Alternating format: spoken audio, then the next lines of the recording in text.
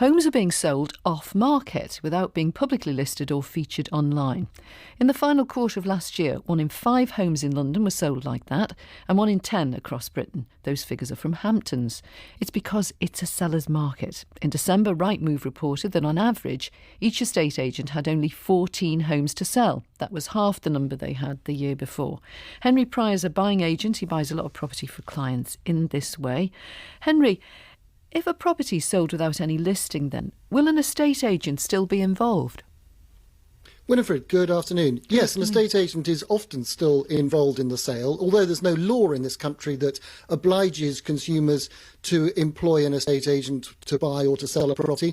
95% of those who are selling will retain an estate agent, but, and here's the what makes these off-market sales so interesting, not everybody wants their personal business to be trawled across the internet and indexed by the likes of Google for eternity. So it's something that we've noticed all of my professional career, back over 30, 40 years. There have always been people who have been prepared to sell or market their properties in what used to be termed the grey market, now referred to as off-market.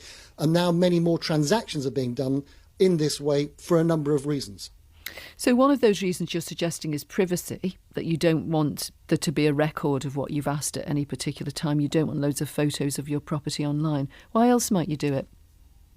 Well, first and foremost, as you say, there is this question of the internet, which is so helpful in so many ways, isn't always kind and generous to those who try and sell a property but aren't successful. There is still, despite the extraordinarily hot market that we have across much of the country, there are still homes that aren't selling.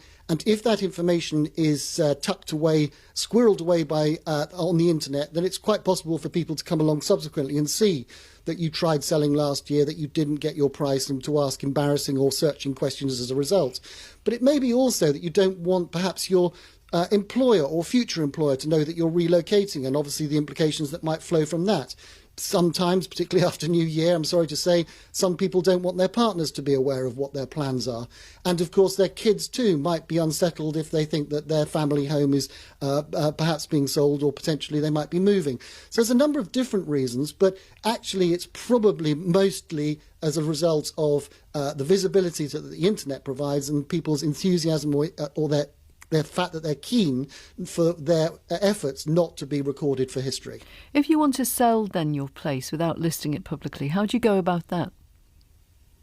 You ask your estate agent. Although there are some quieter places on the internet where properties are more privately promoted, some of the forums, for example, on websites like Facebook, or some of the closed sites like Radio HP, for example. These are places where properties can be discreetly promoted, but off-market means not in an estate agent's window and not online. But estate agents do have access to a book of buyers, and they're able to place properties both directly with people who want to buy homes and with their representatives and buying agents if they have one. And if you want to buy, in times of property shortage, people sometimes leaflet letterboxes, don't they, hoping to do this? But you would go to the agent again and just see if they're holding anything privately. Always worth talking to estate agents in the areas that you're looking to move to. They will hold a number. They will know of properties they've been either to value or that are coming, or indeed are in their bottom drawer, ready to be shown to the best qualified applicants or buyers.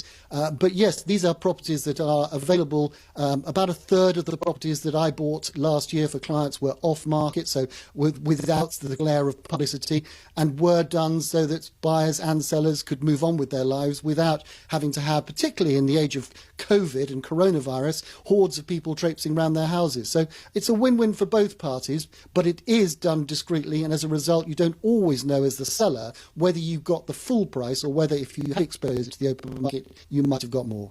Henry Pryor, thank you.